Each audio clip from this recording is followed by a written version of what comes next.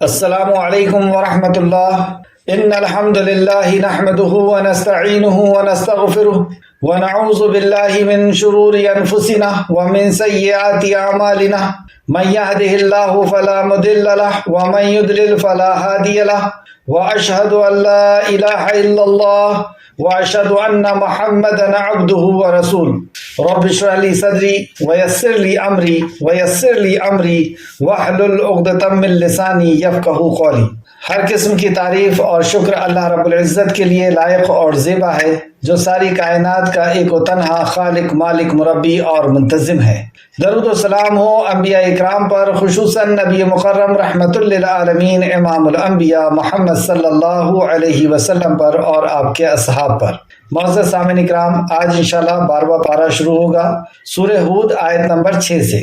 اللہ رب العزت سے دعا ہے کہ اللہ رب العزت ہمیں صحیح معنوں میں قرآن مقدس کو سمجھنے، یعنی قرآن کو خود قرآن کی روح سے، قرآن کو صحیح احادیث سے اور صحابہ اکرام کے اقوال اور افعال سے سمجھنے کی ہم سب کو توفیق عطا فرمائے۔ جب تک ہمیں زندہ رکھ، ایمان، اخلاص اور عمل صالح کے ساتھ ہمیں زندہ رکھے، آمین یا رب العالمین۔ لفظی ترجمے کے اوپر غور کریں۔ آیت نمبر 6 سورہ ہود۔ اعوذ باللہ من الشیطان الرجیم، اے اللہ ہم تیری پناہ میں آتے ہیں شیطان سے۔ اے اللہ تو ہمیں شیطان کے مکر و فریب سے بچا لے کہ وہ تیرے کلام سے، تیرے دین سے ہمیں دور کر دے۔ بسم اللہ الرحمن الرحیم، اللہ کے نام سے جو رحمان اور رحیم ہے۔ لفظی ترجمہ، وما اور نہیں، من دابۃ کوئی جاندار، دابہ جاندار، جانور، فی الارض زمین میں، الا مگر، علی اللہ اللہ ہی پر ہے، رزقها رزق اس کا، وَيَعْلَمُ اور وہ جانتا ہے، مستقرها ٹھکانہ اس کا، وَمُسْتَوْدَهَا اور سونپے جانے کی جگہ اس کی، کل سب کچھ، فی کتاب مبین ایک واضح کتاب میں ہے، وَهُوَ اور وہی ہے، الذی کون اللہ، وہی اللہ ہے، الذی جس نے خلق پیدا کیا، سماوات آسمانوں کو، والارض اور زمین کو، فی 6 ایام 6 دنوں میں، وکانا اور تھا، عرش اس کا، علی الماء پانی پر، علی الماء پانی پر، لیبلوکم تاکہ وہ آزمائے تمہیں، کیوں پیدا کیا؟ تاکہ وہ آزمائے تمہیں، ایکم کہ کون تم میں سے، احسن زیادہ اچھا ہے، عمل میں، ولا ان اور البتہ اگر، قلتا کہیں آپ، انکم بے شک تم، مبعوثون اٹھائے جانے والے ہو، من بعد بعد موت کے بعد تم پھر سے زندہ کیے جانے والے ہو، اٹھائے جانے والے ہو، لیقولن البتہ وہ ضرور کہیں گے، الذین وہ جنہوں نے کفروا کفر کیا، جو کفر کرنے والے وہ یہ کہیں گے، انی نہیں، ھذا یہ، الا مگر، سحر جادو ہے، مبین کھلم کھلا۔ تو جنہوں نے ایمان نہیں لایا، کفر کیا، وہ مرنے کے بعد کی زندگی کا انکار کریں گے اور جادو کہیں گے۔ ولا ان اور البتہ اگر، اخرنا مؤخر کر دے ہم، انہم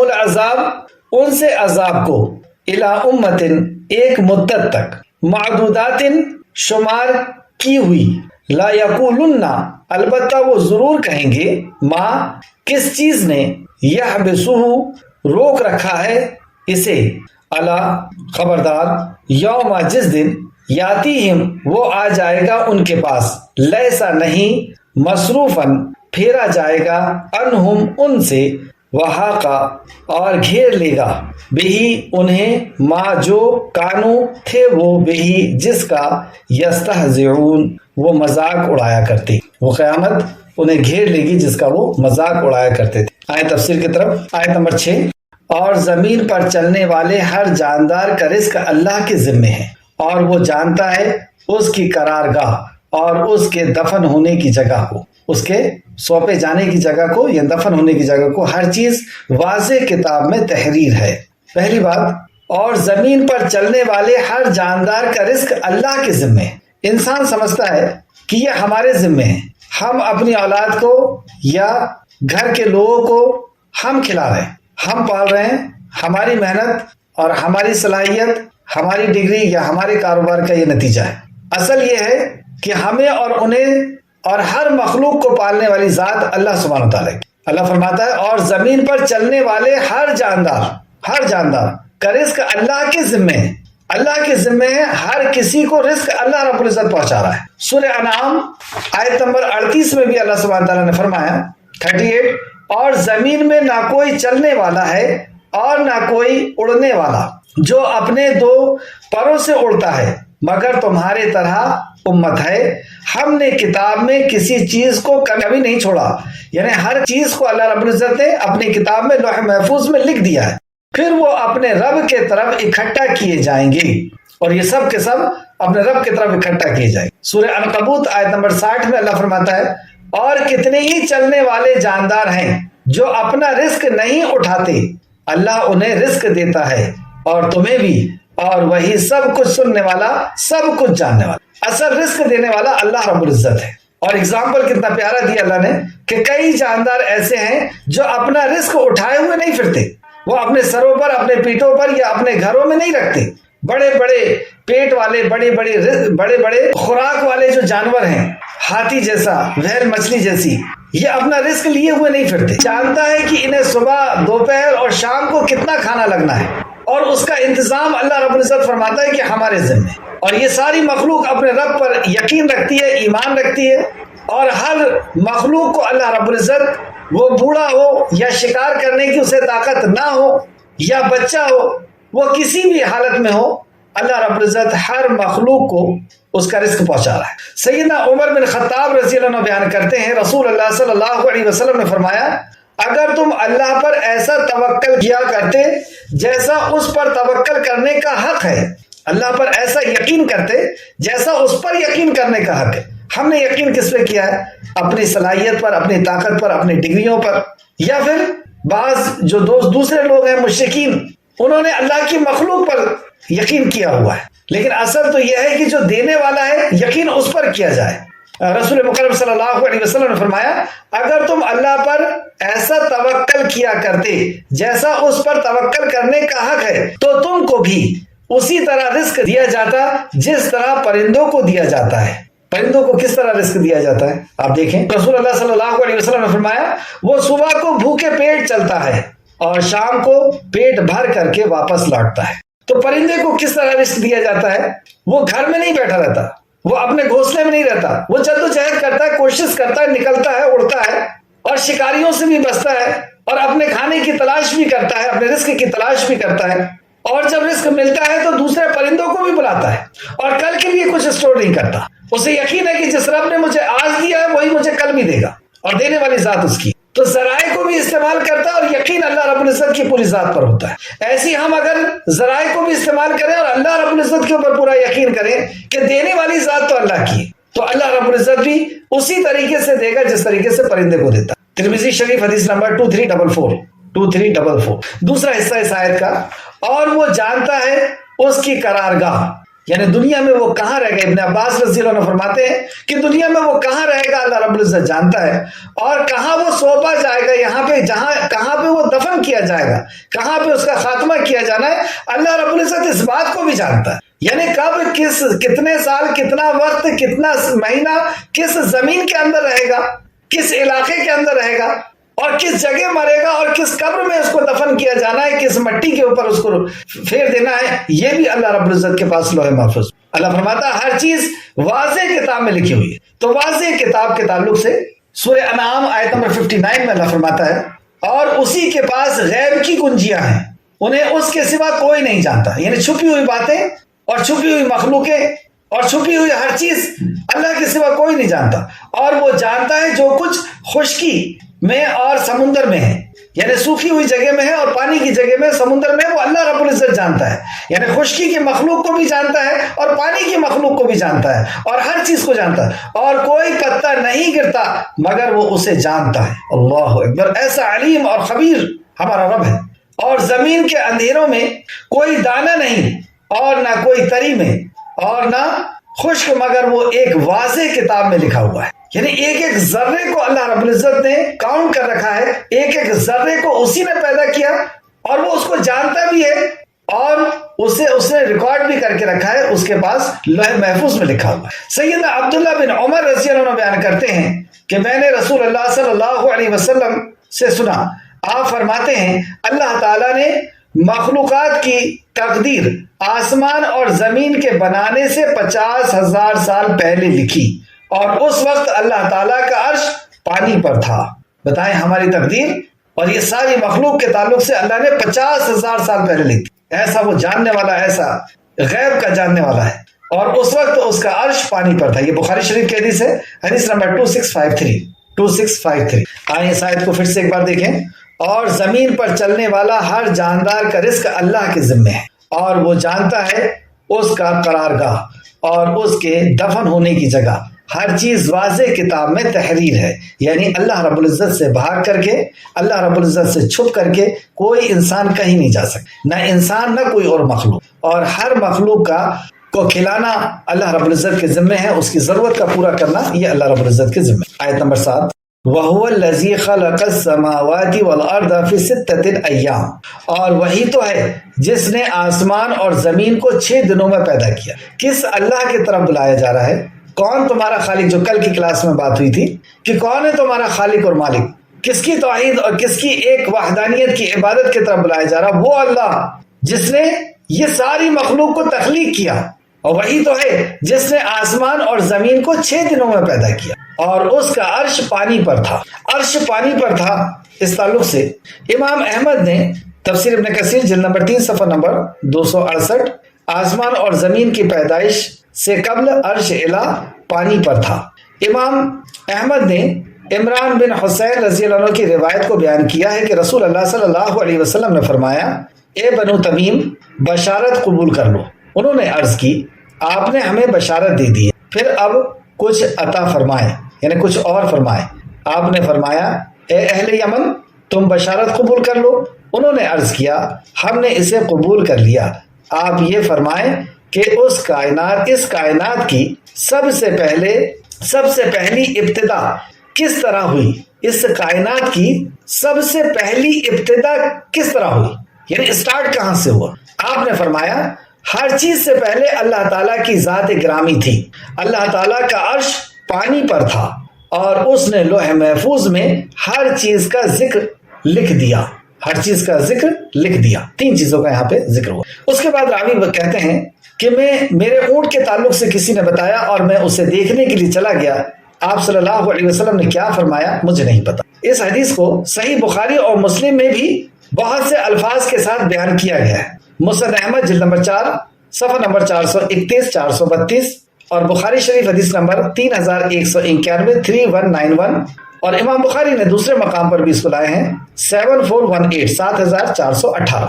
تو یہاں تک ہمیں پتہ چلا کہ اللہ رب العزت نے جب تخلیق کائنات کیا تو اس کے تعلق سے رسول مکرم صلی اللہ علیہ وسلم نے فرمایا، ہر چیز سے پہلے اللہ تعالیٰ کی ذات گرامی تھی، اللہ تعالیٰ کا عرش پانی پر تھا، اور اس نے لوح محفوظ میں ہر چیز کا ذکر لکھ دیا تھا۔ آیت پہ واپس آئیں، اور وہی تو ہے جس نے آسمان اور زمین کو 6 دنوں میں پیدا کیا، اور اس کا عرش پانی پر تھا۔ تاکہ کیوں پیدا کیا؟ یہ اتنی بڑی کائنات کو کیوں بنایا؟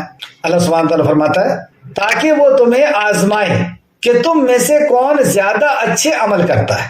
یعنی کائنات زبردستی پیدا نہیں کی گئی، بے مقصد پیدا نہیں کی گئی، وداؤٹ ریزن پیدا نہیں کی گئی۔ خلق لکم ما فی الارض جمیعا، کہ جو کچھ ہے وہ سب کا سب تمہارا ہے، یعنی کائنات کے اندر، زمین کے اندر جو کچھ ہے، خلق لکم ما فی الارض جمیعا، زمین کے اندر جو کچھ ہے وہ سب تمہارا ہے۔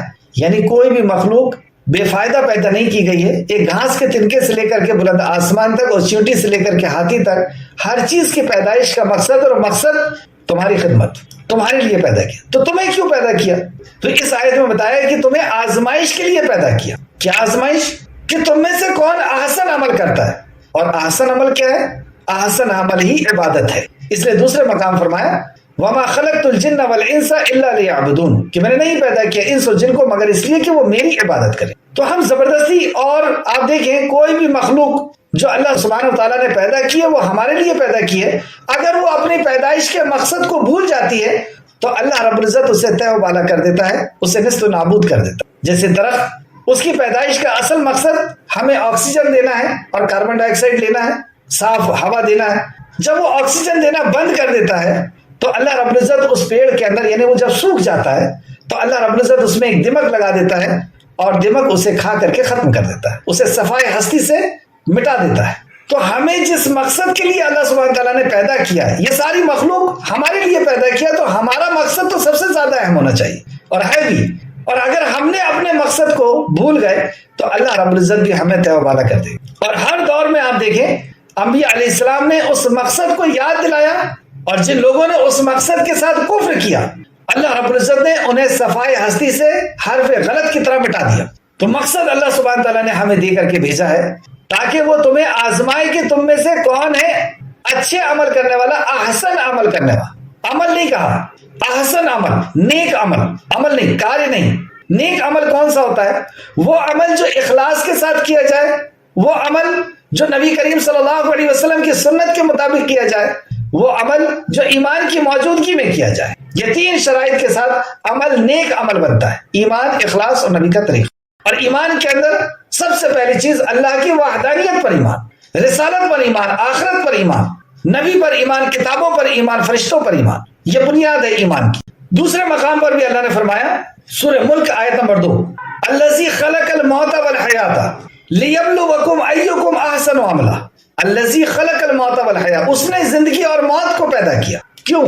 یہ زندگی اور موت کے بیچ کا ایک چھوٹا سا ٹائم ہم جی رہے ہیں، اسے کیوں پیدا کیا؟ الذی خلق الموت والحیات لیبلوکم ایکم احسن عملا، تاکہ ہم تمہیں آزمائیں کہ تم میں کون ہے احسن عمل کرنے والا، نیک عمل کرنے والا. اور جیسا کہ میں نے بتایا کہ نیک عمل یعنی یہی ہے اللہ کی عبادت. اور اللہ کی عبادت میں بھی سر فہرست کہ صرف اللہ کی عبادت ہو، اللہ کے غیر کی عبادت نہ ہو، توحید کے اوپر ہے.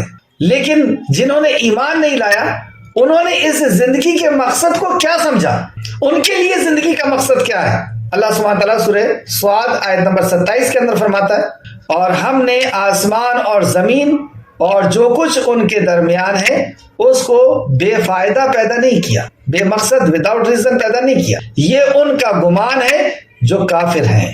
جنہوں نے کفر کیا یہ ان کا گمان ہے کہ اسے تو بس یوں ہی پیدا کر دیا گیا ہے، اب ہمیں زندگی مل گئی ہے، خوب عیش و آرام کر لو.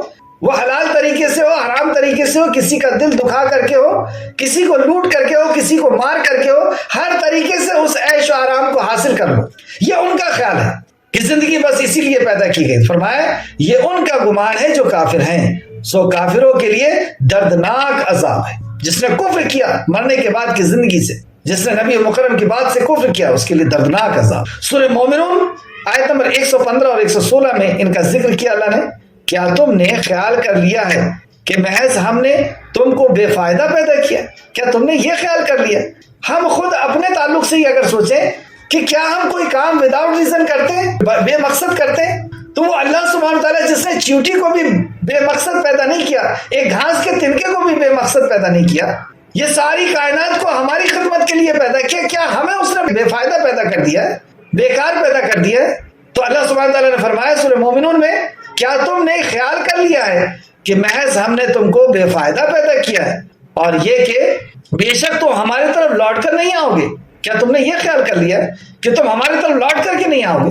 اور آخرت کا یقین کے تعلق سے آپ دیکھیں بے شمار جگہ اللہ سبحانہ تعالیٰ نے فرمایا ہے اور کئی اگزامپل دے کر کے بتایا ہے کہ جس طریقے سے بنجر اور سوکھی زمین اور مردہ دانوں کو لیے ہوئے پڑے رہتی ہے، اور ایک اللہ رب العزت کا حکم پانی کا جھونکا آتا ہے اور اسے زندہ کر کے نکال دیتا ہے اور وہ زمین زندہ ہو جاتی ہے، اسی طریقے سے تمہیں جی اٹھنا ہوگا. کئی اینگل سے، کئی زاویے سے اللہ سبحانہ تعالیٰ نے سمجھایا کہ وہ ذات وہ ہے جو زندہ سے مردے کو نکالتی ہے، مردے سے زندہ کو نکالتی ہے. اور دیکھ رہے ہو تم کائنات کے اندر ایسے روزانہ ہم دیکھ رہے ہیں کہ اللہ رب العزت کی قدرت کو کہ وہ کس طریقے سے پیدا کرنے والی ذات ہے.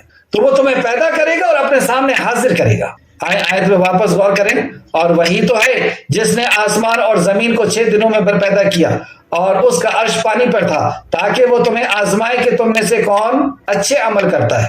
اور اے نبی مکرم صلی اللہ علیہ وسلم، اگر آپ کہیں کہ تمہیں موت کے بعد اٹھایا جائے گا تو جن لوگوں نے کفر کیا وہ ضرور کہیں گے کہ یہ تو کھلا جادو ہے. تو 2 طرح کے لوگ ہیں، جنہوں نے کفر کیا وہ انکار کر دیں گے اور کہہ دیں گے یہ تو جادو کی بات ہے، اور جس نے اقرار کر لیا، جس نے یقین کر لیا اس بات کا، اور جو یقین والا ہے، ایمان والا ہے، وہ اس بات پر ایمان لائے گا اور اپنے عمل کی اصلاح کرے گا کہ مجھے اٹھایا جانا ہے، اپنے رب کے سامنے حاضر ہونا ہے، اور ایک ایک لمحے کا مجھے حساب دینا ہے، ایک ایک چیز کا مجھے حساب دینا ہے، رشتہ داریوں کا بھی حساب دینا ہے، دولت کا بھی حساب دینا ہے، پڑوسی کا بھی حساب دینا ہے، کاروبار کا بھی حساب دینا ہے، اور سب سے پہلے حقوق اللہ کا حساب دینا ہے کہ اللہ کا حق اللہ کو دیا یا مخلوق کو دیا، اور پھر مخلوق کا حق والدین کا، جس میں سب سے پہلے رشتہ داروں کا، پڑوسیوں کا، یہ سارے حقوق کے حساب و کتاب وہ لینے والا ہے۔ تو اسے تو یقین آئے گا اور اپنے عمل کی اصلاح کرے گا، لیکن جس نے انکار کر دیا مرنے کے بعد کی زندگی کا، وہ کہے گا یہ تو کیسی بات ہے، یہ تو کھلا ہوا جادو ہے۔ جیسے کل کی کلاس میں بھی ہم نے پڑھا تھا کہ مشرکین مکہ نے کیسے رد عمل کیا تھا، اس خبر کا کو کس طریقے سے رد کیا کہ بوسیدہ ہڈی لا کر کے اور رسول کریم صلی اللہ علیہ وسلم کے سامنے اس کو ہاتھ سے رگڑ کر کے اور پیس کے پھینکتا ہے اور کہتا ہے کہ یہ ہڈیاں جب ایسی ہو جائیں گی تو کون اس کو زندہ کرنے والا ہے؟ رسول مکرم صلی اللہ علیہ وسلم نے فرمایا اسے اللہ زندہ کرے گا، اور تو بھی مرے گا، اور تیری بھی ہڈی ایسی ہوگی، اور پھر تجھے پیدا کیا جائے گا اور تجھے جہنم میں ڈالا جائے گا۔ تو یہاں پہ مشرکین مکہ کا استہزاء، ان کا مذاق، ان کا آخرت پر یقین نہ لانا اور اس طرح کی باتیں کرنا، اللہ رب العزت نے اس کو قرآن کا حصہ بنایا کہ ان کا یہ گمان ہے۔ اور اے نبی، اگر آپ کہیں کہ تمہیں موت کے بعد اٹھایا جائے گا تو جن لوگوں نے کفر کیا وہ ضرور کہیں گے کہ یہ تو کھلا ہوا جادو ہے۔ سورہ روم اور سورہ لقمان میں بھی اس طرح ذکر ہے، سورہ روم آیت نمبر 27، اور وہی تو ہے جو خلقت کو پہلی دفعہ پیدا کرتا ہے، پہلی دفعہ، پھر وہ اسے دوبارہ پیدا کرے گا اور یہ اس کے لیے بہت آسان ہے۔ دیکھیں آیت کے اوپر اگر غور کریں تو کتنی فکر والی بات، کتنی غور کرنے والی بات ہے کہ اس نے بغیر ماڈل، بغیر سیمپل کے پہلی بار پیدا کر کے تمہیں دکھا دیا۔ کچھ نہیں تھے، تمہارا کوئی نام و نشان نہیں تھا، جب تم کچھ نہیں تھے تو تمہیں وجود بخشا۔ اب تو تمہارا بہت کچھ ہے، اب تو تمہارا ساؤنڈ بھی باقی ہے اسپیس میں، اب تو تمہارا اور بھی بہت سی چیزیں ہیں، اور جس نے پہلی بار پیدا کیا کیا وہ پیدا کرنا بھول گیا؟ اور وہی تو ہے جو خلقت کو پہلی دفعہ پیدا کرتا ہے پھر وہ اسے دوبارہ پیدا کرے گا اور یہ اس کے لیے بہت آسان ہے۔ سورہ لقمان آیت نمبر 28 میں اللہ فرماتا ہے 28، اللہ ہی تمہارا پیدا کرنا ہے اور تمہیں دوبارہ اٹھانا صرف ایک شخص کے پیدا کرنے کی طرح ہے۔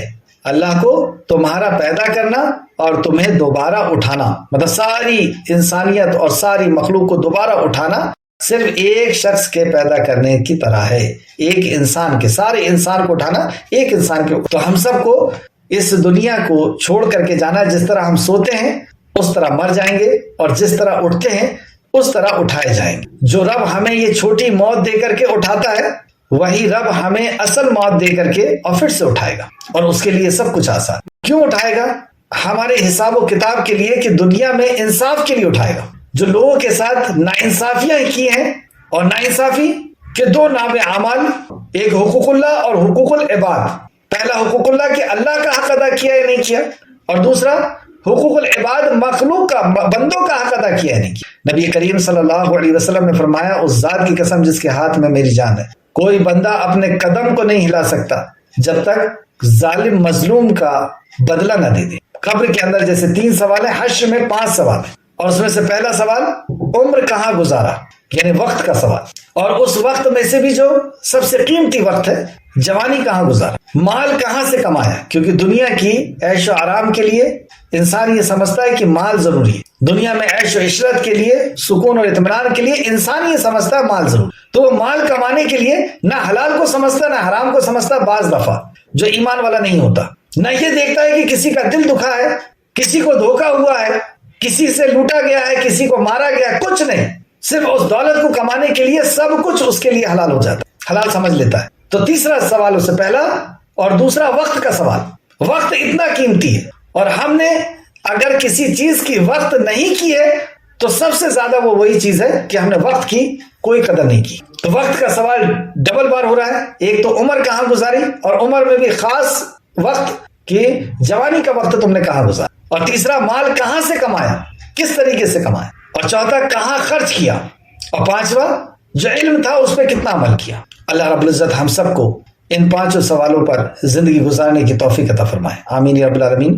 آیت نمبر 8، اور اگر ہم ان سے گنی چنی مدت تک عذاب مؤخر کر دیتے ہیں تو البتہ وہ، یعنی کافر جو کفر کرنے والے ہیں، وہ ضرور کہیں گے کہ کیا چیز اسے روکے ہوئے ہے، یعنی یہ مطالبہ کرتے ہیں یا عذاب، اور جب ان کے اوپر کوئی پکڑ نہیں آ رہی اور ان کو راحت اور سکون دیا جا رہا ہے دنیا کی زندگی میں چند دولت اور تھوڑی صحت اور تھوڑا طاقت اور مال و دولت شہرت اللہ نے دے دیا ہے، تو اس پر اتنا غرور آ گیا کہ رسول اللہ صلی اللہ علیہ وسلم سے کہہ رہے ہیں کہ بہت ڈراتے ہو تم آخرت سے اور اللہ کے عذاب سے، تو لے آؤ عذاب، دیکھ لیتے ہیں ہم کیا کریں گے۔ اور جب عذاب نہیں آ رہا ہے تو کہہ رہا ہے کس چیز نے روک لیا عذاب کو؟ جواب دیا خبردار جس دن وہ عذاب ان کے پاس آئے گا پھر ان سے ٹلے گا نہیں، پھر ان سے ہٹے گا نہیں، ٹلے گا نہیں، اور انہیں وہ عذاب گھیر لے گا جس کا وہ مذاق اڑاتے تھے۔ اب دیکھیں کہ ان کے ساتھ ایسا ہوا تھا یا نہیں ہوا تھا؟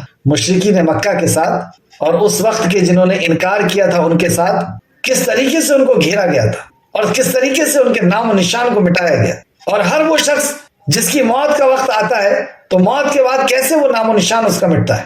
سورہ عنکبوت میں بھی اللہ نے فرمایا آیت نمبر 53 میں، یہ آپ دیکھ لیجئے گا، وقت کم ہے اس وجہ سے میں آگے چل رہا ہوں۔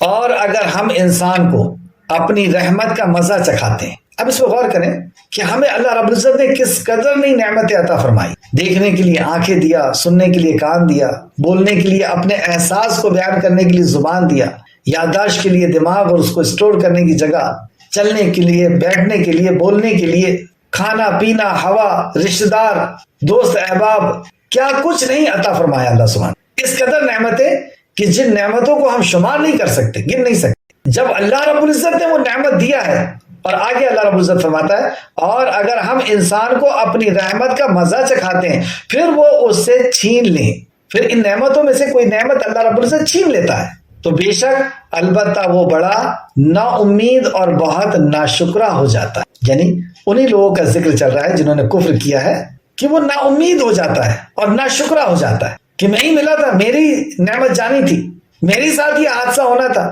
میرے لیے تباہی تھی، میری ہی اولاد کو جانا تھا یا میرے ہی فلاح کو ختم ہونا تھا۔ ناشکرا ہو جاتا ہے اور نا امید ہو جاتا ہے، جبکہ ہونا کیا چاہیے تھا؟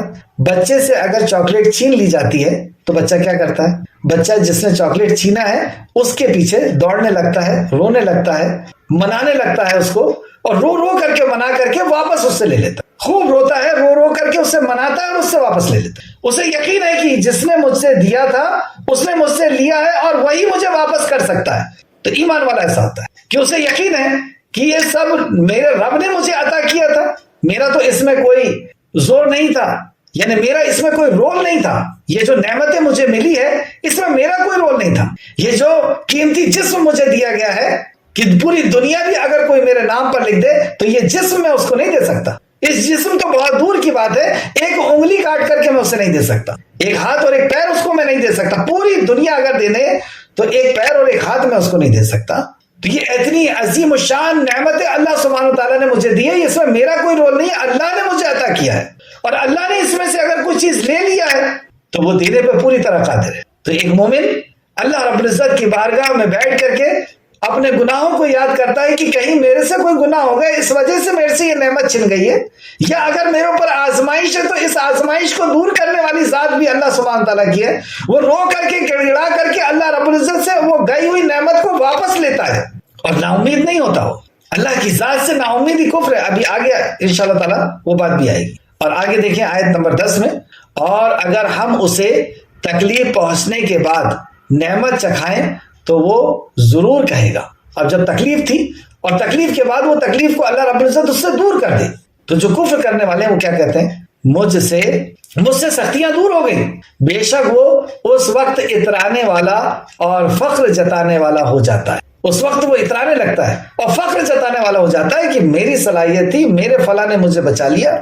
یعنی یا تو وہ اپنی ذات کو کریڈٹ دینے لگتا ہے یا مخلوق میں سے کسی مخلوق کو کریڈٹ دینے لگتا ہے، وہ بھول جاتا ہے کہ یہ نعمت اللہ رب العزت نے عطا کی ہے، شکر کرنے کے بجائے وہ کفر کرتا ہے، اتراتا ہے وہ اور فخر کرنے لگتا ہے۔ سورہ یونس آیت نمبر 87، بے شک حقیقت یہ ہے کہ اللہ کی رحمت سے نا امید ہوتے مگر وہی لوگ ہیں جو کافر ہیں۔ تو اللہ کی نعمت سے نا امیدی کفر ہے، اس آیت میں بتایا سورہ یونس آیت نمبر 87، اور اللہ کی رحمت سے مومن کبھی نا امید نہیں ہوتا۔ فَاذْكُرُوا لِي أَذْكُرْكُمْ وَاشْكُرُوا لِي وَلَا تَكْفُرُونَ، سورہ بقرہ آیت نمبر 182۔ سو تم مجھے یاد کرو، میں تمہیں یاد کروں گا، اور میرا شکر کرو اور میری ناشکری نہ کرو. ولا تکفرون یعنی کفر نہ کرو، ناشکری نہ کرو. آیت نمبر 11 مگر جن لوگوں نے صبر کیا. اب یہ تکلیفیں آئیں اور دنیا تو ہے ہی، تکلیف تو آنا ہی ہے، ہر کسی کو آنا ہے تکلیف. یا تو آزمائے جانا ہے یا گناہوں کی وجہ سے سزا دی جانی. تکلیف سے تو ہر کسی کو دو چار ہونا ہے. تو مگر جن لوگوں نے صبر کیا اور نیک عمل کیے. صبر وہ جس میں شکایت نہ ہو، ماتم نہ ہو، لان تان نہ ہو. صبر ایسا کہ یہ میرے، اس کو بھی خوشی کے ساتھ اس کو برداشت کرے، قبول کرے کہ یہ میرے رب نے میری تقدیر میں لکھا ہے اور میرا رب بہتر تقدیر لکھنے والا ہے، وہ بہتر جاننے والا ہے، اس سے زیادہ مجھ سے محبت کرنے والا کوئی نہیں. اس نے میرے لیے تکلیف لکھی ہے تو اس سے بہتر چیز میرے لیے کچھ نہیں ہو سکتی. یہ ہے صبر، کہ صبر پر بھی بندہ راضی رہے اور اس سے اونچا معیار یہ ہے کہ اس سے خوش ہو جائے، اس تکلیف سے خوش ہو جائے. یہ سب سے اونچا معیار کہ میرے رب کا یہ فیصلہ ہے اور میں رب کی رضا پہ راضی ہوں، کیونکہ میں جانتا ہوں کہ میرا رب مجھ سے بے انتہا محبت کرتا ہے، کئی ماؤں سے زیادہ محبت. تو مگر جن نے صبر کیا اور نیک عمل کیے، اس کے بعد بھی انہوں نے نیک عمل کیے، انہی کے لیے بخشش اور بہت بڑا اجر ہے. انہی کے لیے بخشش اور بہت بڑا اجر ہے. اس تعلق سے چند حدیث دیکھتے ہیں. صحیح حدیث میں نبی کریم صلی اللہ علیہ وسلم نے فرمایا، اللہ کی قسم، اللہ تعالیٰ مومن کے لیے جو فیصلہ بھی فرماتا ہے وہ اس کے لیے بہتر ہے. اللہ اکبر، کتنی بڑی بات ہے کہ نبی کریم صلی اللہ علیہ وسلم مومنوں کو یقین دلانے کے لیے قسم کھا رہے ہیں، اللہ کی قسم، کہ تمہارے اوپر جو بھی حالات آ رہے ہیں یہ تمہارے رب نے طے کیا ہے اور یہ تمہارے لیے بہتر ہے. اس میں تمہیں لان تان کرنے کی، شکوہ شکایت کرنے کی اور ماتم کرنے کی کوئی ضرورت نہیں. اللہ کی قسم، اللہ تعالیٰ مومنوں کے لیے جو فیصلہ بھی فرماتا ہے وہ اس کے لیے بہتر ہوتا ہے. اگر اسے کوئی آشائش حاصل ہوتی ہے، یعنی کوئی فائدہ، کوئی سکون و چین، کوئی آشائش حاصل ہوتی ہے تو وہ شکر ادا کرتا ہے اور شکر ادا کر کے نعمت حاصل کرتا ہے، انعام، اور یہ اس کے لیے بہتر ہے. شکر ادا کرنا یہ اس کے لیے بہتر ہے. کیا ہے یہ نعمت کا بدلہ؟ نبی کریم صلی اللہ علیہ وسلم نے فرمایا کہ نعمت کا بدلہ الحمدللہ ہے. یعنی نعمت دے کر کے ہمارا رب ہم سے کیا چاہ رہا ہے کہ ہم اس کا شکر ادا کر دیں. لیکن اگر اس کے علاوہ کسی اور کا شکر ادا کیے تو اپنی ذات کا یا کسی مخلوق میں سے کسی کا، یہ کفر ہو جائے گا. لئن شکرتم لازیدنکم وَإِن کفرتم، اگر تم شکر کرو گے تو نعمتیں بڑھائے گا، دے گا، اور اگر کفر کرو گے تو اللہ کا عذاب بھی لشدید، سخت عذاب. اس حدیث پہ واپس آئیں. اللہ کی قسم، اللہ تعالیٰ مومنوں کے لیے جو فیصلہ فرماتا ہے وہ اس کے لیے بہتر ہوتا ہے. اگر اسے کوئی آشائش حاصل ہو تو وہ شکر ادا کرتا ہے اور یہ اس کے لیے بہتر ہے، اور اگر اسے کوئی تکلیف پہنچے تو وہ صبر کرتا ہے. اب یہ دیکھنا ہے کہ صبر ہے کیا چیز. جب مصیبت و پریشانی آتی تو واقعی ہم صبر کرتے ہیں یا شکوہ شکایت کرتے ہیں؟ آگے حدیث دیکھیں. اور یہ بھی اس کے لیے بہتر ہے، مطلب صبر کرنا بھی اس کے لیے بہتر. مومن کے سوا کسی اور کے لیے یہ بات نہیں، مطلب یہ شان کسی اور کی نہیں. یہ مومن ہی شان ہے کہ وہ ہر وقت پازیٹیو رہتا ہے، تکلیف میں بھی پازیٹیو اور آشائش میں، نعمتوں کے ملنے میں بھی پازیٹیو. ایک مومن کی زندگی صبر اور شکر کے بیچ میں رہتا ہے، یعنی ایک عبادت میں ہمیشہ رہتا ہے، یا تو صبر کر رہا ہے یا شکر کر رہا ہے، عبادت کی حالت میں ہمیشہ رہتا ہے. بہرحال یہ حدیث جو تھی مسلم شریف کی حدیث تھی، مسلم شریف حدیث نمبر 2999. اس طرح اور بھی حدیث دیکھیں کچھ. سیدنا ابو ہریرہ رضی اللہ عنہ بیان کرتے ہیں کہ رسول اللہ صلی اللہ علیہ وسلم نے فرمایا، مومن کی مثال پودے کی پہلی نکلی ہوئی ہری شاخ جیسی ہے. پودے کی جب پہلی نکلی ہوئی ہری شاخ ہوتی ہے کیسی نرم ہوتی ہے، اس کی طرح مومن کی مثال ایگزامپل دیا جا رہا ہے. نبی کریم صلی اللہ علیہ وسلم ایگزامپل دے رہے ہیں کہ جب بھی ہوا چلتی ہے تو اسے جھکا دیتی ہے، پھر وہ سیدھا ہو کر مصیبت برداشت کرنے میں کامیاب ہو جاتا ہے. یعنی وہ جو پودے کی پہلی ٹہنی ہے، جو نرم ٹہنی ہوتی ہے، آندھی اور طوفان آتا ہے، مصیبتیں آ رہی ہیں اس کے اوپر، اور اس حالت میں ہو جاتا ہے کہ پورا جھک جاتا ہے. لیکن کچھ ہی وقت کے بعد، اس مصیبت اور پریشانی کے بعد، وہ پھر سے کھڑا ہوتا ہے اور پھر سے اپنے اصل پر واپس آ جاتا ہے. یہ ہے مومن کہ مصیبت سے دو چار تو ہوتا ہے، اس کے اثرات بھی اس کے اوپر آتے ہیں، لیکن چند ہی وقت کے بعد اس کا کانفیڈنس اللہ رب العزت کے اوپر، اللہ کے اوپر یقین، اللہ سے توکل، وہ چیز اسے پھر سے زندگی بخشتی ہے اور پھر سے وہ اٹھ کر کے کھڑا ہوتا ہے. یہ ہے اللہ رب العزت پہ توکل کر کے. اور فاسق و بدکار، آخر نبی مکرم فرماتے ہیں فاسق و بدکار کی مثال اس درخت کی ٹہنی کی طرح ہے جو سوکھا ہوتا ہے اور جو ہوا آتی ہے اور اس کو اکھاڑ کر کے پھینک دیتی. تو جو بدکار شخص ہے، جو نافرمان شخص ہے، مشرک ہے، تو اس کو جب مصیبت و پریشانی آتی ہے تو اس کو اکھاڑ دیتی ہے، یعنی اس کا ایمان، اس کا اللہ رب العزت پر توکل، سب کچھ ختم ہو جاتا ہے۔ اسی طرح ایک اور مثال قرآن کے اندر بھی اللہ سبحانہ تعالیٰ نے دی ہے۔ پہلے اس کا حدیث نمبر لکھیں، بخاری شریف حدیث نمبر 2809 سورہ ابراہیم میں اللہ رب العزت نے مثال دی ہے کہ مومن کی مثال درخت کی طرح ہے جس کی شاخیں آسمان تک پہنچی ہوئی، جس کے پتے نہیں گرتے اور اللہ کے حکم سے ہمیشہ پھل لاتا ہے۔ رسول اللہ صلی اللہ علیہ وسلم نے فرمایا وہ کھجور کا درخت ہے۔ کھجور کا درخت ایسا ہے کہ جس کے پتے نہیں گرتے، یعنی ان کے اعمال نہیں جھڑتے، اور اس کی شاخیں آسمان تک پہنچتی ہیں، اس کے اعمال اللہ رب العزت تک پہنچتے ہیں، اور ہر وقت وہ پھل دیتا ہے اللہ کے حکم سے۔ تو اللہ کی توفیق سے مومن ہمیشہ نیک عمل کرتا ہے، وہ رمضان ٹو رمضان عمل کرنے والا نہیں ہوتا، ہمیشہ عمل کرنے والا۔ اور بڑی بڑی آندھی اور طوفان بھی اس درخت کو نہیں گرا پاتے، کیونکہ اس کی جڑ مضبوط ہوتی ہے، اور اس کی جڑ کیا ہے؟ یہی عقیدہ ہے، یہی توحید ہے۔ اور دو حصوں میں پیڑ ہوتا ہے، ایک زمین کے اوپر کا حصہ اور ایک زمین کے نیچے کا حصہ۔ مومن بھی دو حصوں میں ہوتا ہے، اللہ نے مثال دی نا، تو واقعی غور کرنے کی چیز ہے۔ تو دو حصوں میں مومن ہوتا ہے، ایک اس کا عقیدہ اور دوسرا مسائل، عمل۔ عقیدہ اگر مضبوط ہے، جڑ اگر مضبوط ہے، تو درخت بہت خوبصورت ہوتا ہے، اس کے پتے، اس کے پھول، اس کا پھل، ہر چیز دیکھنے لائق ہوتا ہے۔ عقیدہ اگر مضبوط ہے، اللہ کی ذات پر یقین اگر مضبوط ہے، مرنے کے بعد کی زندگی پر اگر یقین مضبوط ہے، اللہ کے کلام پہ، اللہ کے نبی پر اگر یقین مضبوط ہے، تو اس کے اعمال کے اندر اعمال اس کا خوبصورت ہوگا۔ اسی آیت کے آگے میں اللہ رب العزت نے انکار کرنے والوں کی صفت بھی بیان فرمائی کہ ان کی مثال ایسی ہے جیسے جھاڑ جھنکاڑ ہوتے ہیں جو جڑیں اوپر ہی ان کی ہوتی ہیں، کہ ذرا سی ٹھوکر لگی اور باہر ہو گیا۔ تو یہ غیر ایمان والے ہیں کہ ذرا سی مصیبت اور پریشانی آئی اور یہ ڈپریشن کے شکار ہو جاتے ہیں، یہ سوسائڈ کرنے کے لیے بھاگنے لگتے ہیں، یہ اپنی امیدیں کھو دیتے ہیں، امیدیں اور آرزویں ان کی ختم ہو جاتی ہے، زندگی کا مقصد ان کا ختم ہو جاتا ہے، کیونکہ ان کا زندگی کا مقصد تو دنیا ہی تھا۔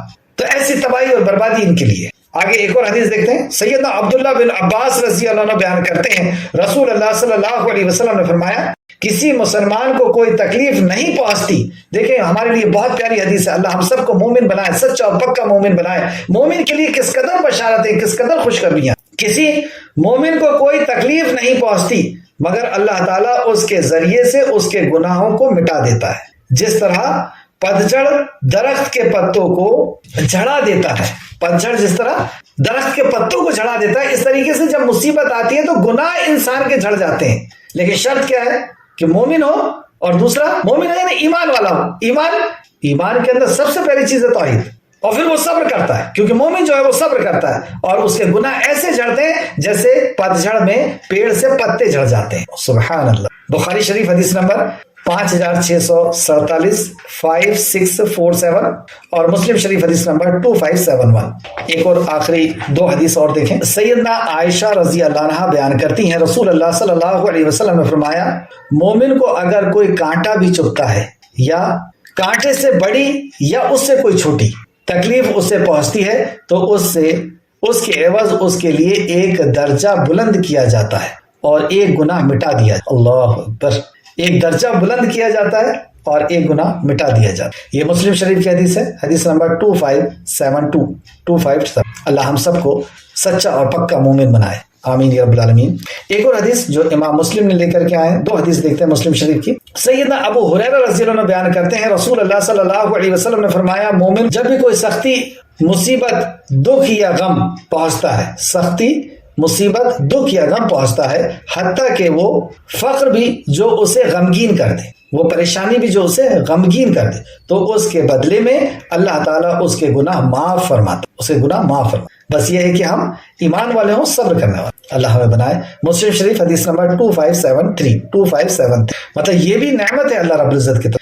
رسول اللہ صلی اللہ علیہ وسلم نے فرمایا مومن کا معاملہ بڑا عجیب ہے، اس کے لیے اللہ تعالیٰ کے ہر فیصلے میں خیر و بھلائی ہے، ہر فیصلے میں خیر اور بھلائی ہے، یعنی اچھا فیصلہ ہو یا برا ہو، اور یہ فیصلہ صرف بندے مومن ہی کو حاصل ہے، یہ فیصلہ صرف بندے مومن ہی کو حاصل، اور اس طرح کے اگر اسے خوشی اور راحت و سکون ملے تو وہ شکر کرتا ہے، یہ اس کے لیے بہتر ہوتا ہے، اور اگر سختی و تکلیف آتی ہے تو صبر کرتا ہے، اور صبر کرنے میں بھی اس کے لیے خیر اور بھلائی ہے۔ مسلم شریف حدیث نمبر 2999۔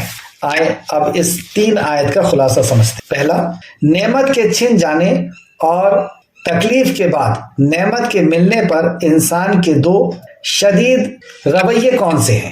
تو شدید رویے 2 ہیں، نا امید ہونا اور نا شکری۔ نا امید ہو جانا کہ یہ چیز تو چلے گئی، اب وہ ڈپریشن میں آ گئے، صورت اتار کر کے گھوم رہے ہیں، کپڑے بوسیدہ پہن کر کے، اور چہرے سے لگ رہا ہے کہ بہت پریشان حال ہے، تو وہ اللہ کی تقدیر سے ایسا پریشان حال ہے۔ اللہ اکبر، مومن تو ایسا کبھی نہیں ہو سکتا۔ آپ دیکھیں کھجور کے درخت کے شاخیں ہیں وہ کبھی نہیں مرجھاتی، سخت دھوپ پڑنے پر بھی نہیں مرجھاتی۔ مومن کی مثال اللہ نے کھجور کے درخت سے دیا، تو وہ نا امید ہو جاتا ہے اور ناشکرا ہو جاتا ہے کہ یہ میرا چلا گیا، یہ میرا چلا گیا۔ دوسرا، حالانکہ انسان سے خوشحالی اور بدحالی میں کیا مطلوب ہے، اللہ رب العزت خوشحالی اور بدحالی میں کیا چاہتا ہے اللہ رب العزت، تو آیت سے ہم کو پتہ چلا کہ اللہ چاہتا ہے کہ صبر کریں اور نیک عمل کریں۔ صبر کریں یعنی شکر میں رہیں اور نیک عمل کریں، اس کے باوجود بھی یہ چاہتا ہے اللہ رب العزت، یعنی ہمیں کبھی تنگی میں اور کبھی خوشحالی میں اللہ رب العزت ڈالتا ہے، اور ڈالنے اس کے بعد کیا چاہتا ہے ہم سے کہ ہم صبر کریں، ہمیشہ جو ہے مسکراتے رہیں۔ کوئی پوچھے الحمدللہ، اندر سے یہ بات نہیں کہ میرے رب نے مجھے جس حال میں رکھا، اللہ کل حال، میرے رب نے مجھے اس حال میں رکھا ہے، اس سے بہتر حال میرے لیے ہو ہی نہیں سکتا تھا، میرے رب کا فیصلہ ہے، جو چیز اس نے لیا وہ میرے لائق نہیں تھی اس لیے لیا ہے، ضرور اس میں کوئی راز ہے۔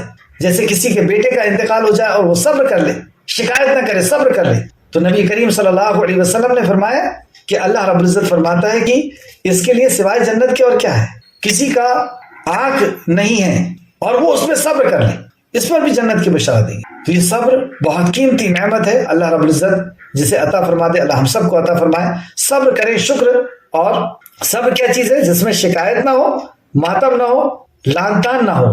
حالانکہ انسان سے خوشحالی اور بدحالی سے کیا مطلوب ہے کہ مطلوب اللہ کی طرف سے یہ ہے کہ ہم صبر کریں اور نیک عمل کریں۔ یہ کام اگر ہم نے کیے جو مطلوب ہے اللہ سبحانہ تعالیٰ کو کہ ہم صبر کریں، شکر کریں، یہ کام اگر انسان کرے گا تو اللہ رب العزت نے اس کے لیے کیا جزا رکھی ہے، کیا انعامات رکھے ہیں۔ تو اس آیت میں ہمیں پتہ چلا کہ ان کے لیے بخشش ہے اور بڑا اجر ہے، جو اللہ نے آگے کہا مگر جن لوگوں نے صبر کیا اور نیک عمل کیے انہی کے لیے بخشش اور بہت بڑا اجر ہے۔ تو بخشش اگر چاہیے کہ ہمارے گناہ بخش دیے جائیں، ختم کر دیے جائیں اور بڑا اجر دیا جائے، نبیین، صدیقین، شہداء کے ساتھ ہمارا شمار کر دیا جائے، ہمیں جنت کے اندر داخل کر دیا جائے، وہ جنت کہ جس کی نعمتوں کو نہ کسی نے دیکھا ہے نہ کسی نے سوچ سکا ہے، نہ کسی دل سے اس کے خیالات گزرے ہیں، ایسی نعمت کہ جس نعمت میں انبیاء، صدیقین، شہداء کا ساتھ ہے، ہر وہ چیز جو بندہ مانگے گا اسے عطا کی جائے گی، اور سب سے بڑی نعمت کہ خالق کائنات کا دیدار ہے۔ تو یہ نعمت اگر چاہیے تو اسی دو حالات کے اندر ہم لوگ جی رہے ہیں، پوری زندگی ایک انسان اسی دو حالات کے اندر رہتا ہے، یا تو وہ نعمتوں کے اندر ہوتا ہے یا پریشانیوں کے اندر ہوتا ہے۔ تو نعمتوں کے اندر جو نعمت ملی ہے اس کا کریڈٹ صرف اور صرف اللہ رب العزت کو دے، اپنی ذات کو یا کسی پیر کو یا کسی بزرگ کو یا کسی اور کو نہیں، اللہ رب العزت نے دیا، الحمدللہ اس نے دیا، میرا اس میں کوئی کمال نہیں ہے، میرا اس میں کوئی رول نہیں ہے، اور اگر کوئی مصیبت آئی میرے رب نے دیا ہے اور یہ میرے لیے بہتر ہے، صبر کریں، شکر کریں۔ بس یہ دو مطالبہ اللہ سبحانہ تعالیٰ نے کیا اور فرمایا مگر جن لوگوں نے صبر کیا اور نیک عمل کیے۔ صبر کے ساتھ نیک عمل کی بھی شرط کیوں لگا دی؟ کیونکہ نیک عمل وہ عمل ہے جس میں ایمان ہے، اخلاص ہے اور نبی کا طریقہ ہے، تو انہی کے لیے بخشش اور بہت بڑا اجر ہے، جن کے گناہوں کی بخشش ہے اور اجر عظیم ہے۔ اللہ رب العزت سے دعا ہے کہ خالق مالک جب تک تو ہمیں زندہ رکھ، ہمیں صبر کرنے کی توفیق کے ساتھ، شکر کرنے کی توفیق کے ساتھ زندہ رکھ، نیک اعمال کرنے کی توفیق کے ساتھ زندہ رکھ، اور ہمارا خاتمہ بالخیر فرما اور نیکوکاروں کے ساتھ ہمارا شمار فرما دے۔ اے اللہ جو کچھ بھی ہم نے پڑھا، سمجھا، غور و فکر کیا، اس پہ ہمیں مزید غور و فکر کرنے کی تو توفیق عطا فرما۔ جب تک ہمیں زندہ رکھ، ایمان، اخلاص اور عمل صالح کے ساتھ زندہ رکھ، ہمارا خاتمہ بالخیر فرما اور نیکوکاروں کے ساتھ ہمارا شمار فرما دے۔ اللہم صلی وسلم علی نبینا محمد، اللہم صلی وسلم علی نبینا محمد، اللہم صلی وسلم علی نبینا محمد، آمین یا رب العالمین۔ السلام علیکم ورحمۃ اللہ وبرکاتہ۔